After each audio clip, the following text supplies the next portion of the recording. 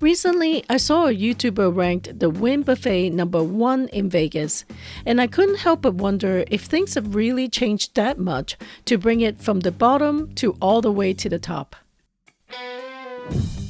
A few years ago, I lined up for over an hour to try this buffet as my friends had highly recommended it. I remember walking away feeling unsatisfied and regretted spending so much time lining up for it. Since then, this buffet has been in the doghouse and I never wanted to go again. Finally, the time has come. I decided to give it a second chance as things could have completely reset during the pandemic, and I'm curious to see if this buffet can redeem itself and change my opinion. Let me bring you along so you can see every dish and help me judge and see if Wynn Buffet is now worth the money and time.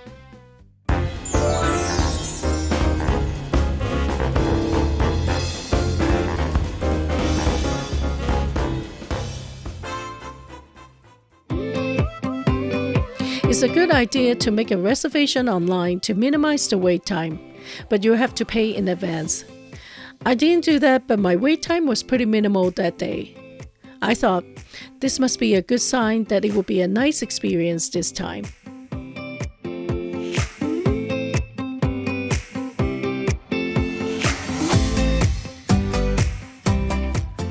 One thing stood out immediately is how they handled the payment.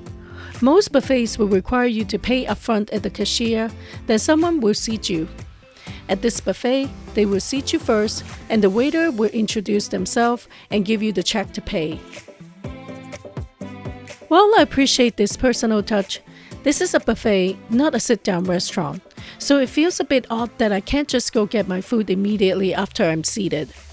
And there's the added pressure to tip a larger amount when the person is standing right there. That said, the service was nice and the waitress we had was very friendly. You get 2 hours to eat instead of an hour and a half like other major buffets, which makes you feel a little bit more relaxed to enjoy the meal.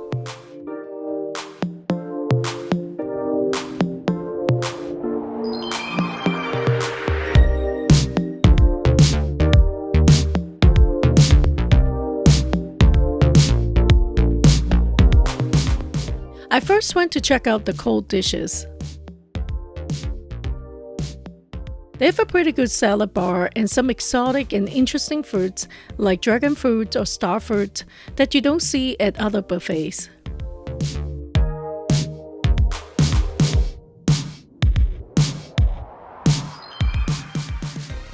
I tried the chicken soup, but unfortunately, it's not very good.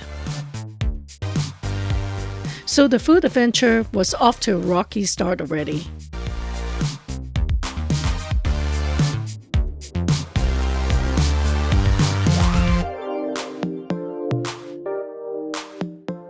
Then I went to take a look at the seafood. They have cold and steamed crab legs. Both tasted good, so things were looking up a bit.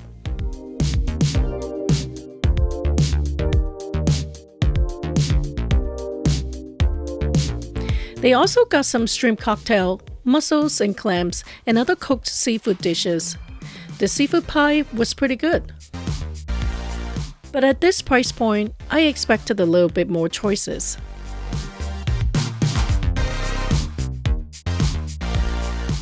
Carving stations are usually a highlight for me at a buffet, so I was excited to go check it out.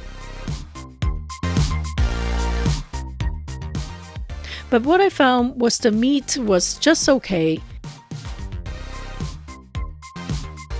Sausages, not bad. Overall, the taste and quality are average and nothing to write home about. The first thought that came to my mind when I saw the Asian food section was Panda Express.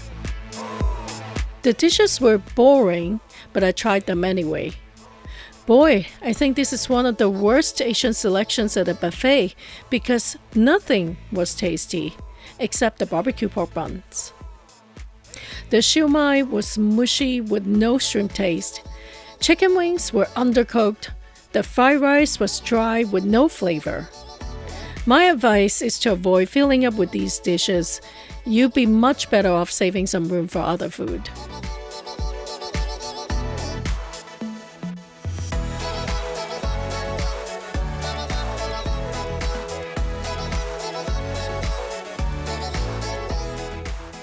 After having the super disappointing Chinese food, I was pleasantly surprised to discover the made-to-order fast station that was actually quite good. I got a little tip for you. They give you super small portions, so feel free to ask them to double the size for each order. By the way, if you find this video enjoyable or helpful in any way, please give it a like and subscribe for more Vegas content. I really appreciate it. Their Mexican food options were pretty good. They even have a made-to-order taqueria.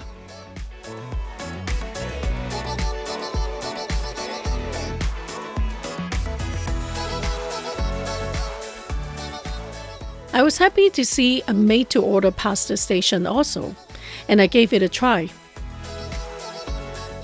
The sauce and seafood was okay, but the pasta was a bit hard. I think it was undercooked. As far as other dishes go, it's a bit of hit and miss. But one thing I noted was how much I didn't like the chicken meat.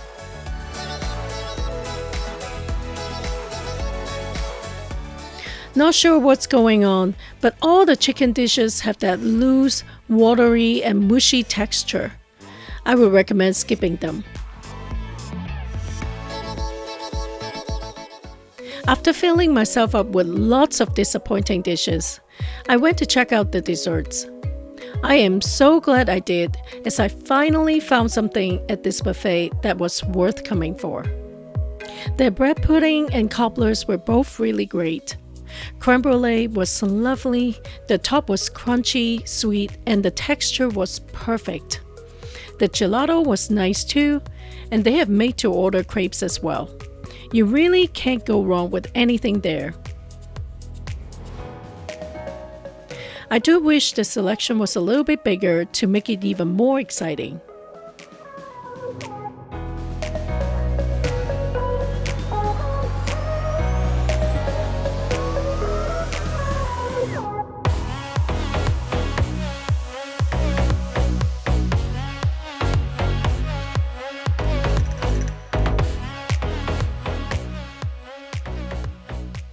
So did Wynn Buffet redeem itself from my previous experience? Sadly, the answer is no. I'm quite disappointed with both the quality and selection overall. I chatted with the waitress and she asked what I liked the most, and I honestly couldn't think of anything. I struggled to give an answer as nothing I ate was good enough for me to rave about. At this price point, it's hard to justify a mediocre meal with good desserts. Have you been to the Wynn Buffet? Some people lined up for hours to get in. I wonder if they thought it was worth it. Please let me know your experience in the comments below. Meanwhile, let's go take a look at the Bacchanal Buffet at Caesar's Palace, which in my opinion is 10 times better than the Wynn Buffet. Check out the video here, and I'll see you there.